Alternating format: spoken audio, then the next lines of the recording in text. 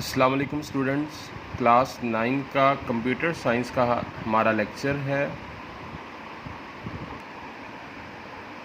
Student, lecture number 9 के अंदर हमने 3 फ्लो चार्ट की एग्जांपल्स पढ़ी थी। Example number 1, example number 2 and example number 3। आज के लेक्चर में हम नेक्स्ट 3 एग्जांपल को स्टडी करेंगे। Example number 4, to find the interest on an amount, और इसके साथ एग्जांपल नंबर 5, नंबर्स का सम, प्रोडक्ट और उसके बाद उसकी एवरेज कैलकुलेट करना। एग्जांपल नंबर 6 में हमने एरिया ऑफ पैरेललोग्राम फाइंड करना है। ठीक है स्टूडेंट, ये आज के 3 हमारे फ्लो चार्ट हैं। जी स्टूडेंट, लेक्चर नंबर 10 स्टार्ट करते हैं।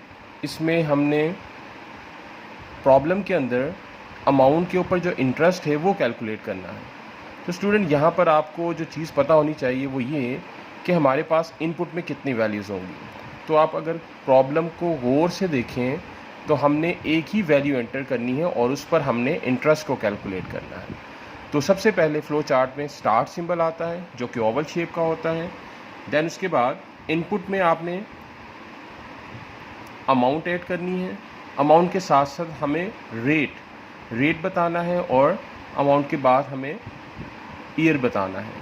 मींस के अमाउंट और किस रेट पर इंटरेस्ट कैलकुलेट करना है और कितने ईयर तक के लिए हमने इसको कैलकुलेट करना है। That is our input. तो इनपुट को हम पैरेललोग्राम में लिखते हैं।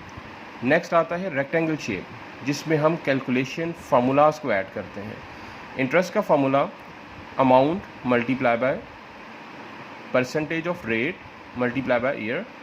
तो यहाँ पर क्या होगा, जैसे ही आप इनपुट में ये तीनों वैल्यू एंटर करेंगे, ये इनपुट जब फॉरवर्ड होगा प्रोसेसिंग साइड पर, तो वहाँ पर फार्मूला अप्लाई करने के बाद इसका जो आंसर आएगा वो जाकर स्टोर हो जाएगा इंटरेस्ट के अंदर। जब आपने कैलकुलेशन परफॉर्म कर ली, then you have to print the result. तो आप क्या करोगे, नेक्स्ट अगेन पैरेललोग्राम जो कि आउटपुट के लिए होती है, यहाँ पर प्रिंट के अंदर हम वही वैल्यू एंटर करेंगे जिसमें आपने आंसर को स्टोर कराया हुआ है।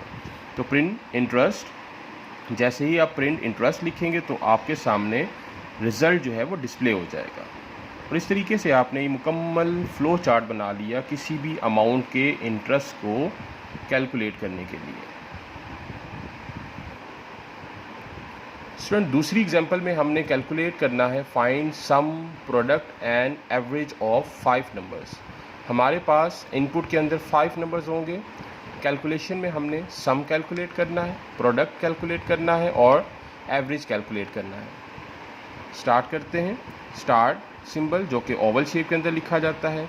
देन पैरेललोग्राम इनपुट के लिए। स्टूडेंट, यहाँ पर अगर आप देखें तो हमें 5 नंबर्स को एज एन इनपुट ऐड करना है।